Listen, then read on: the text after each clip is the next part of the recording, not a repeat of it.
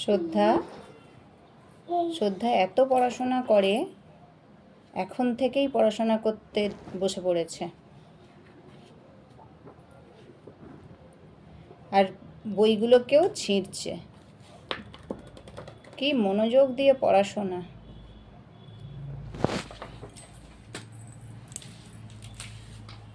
শ্রদ্ধা পড়াশোনা করছে,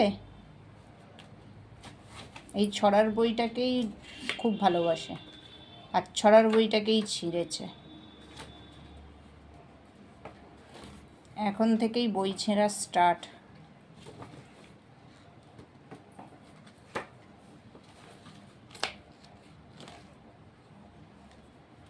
এইভাবেই পড়াশোনা শুরু হোক।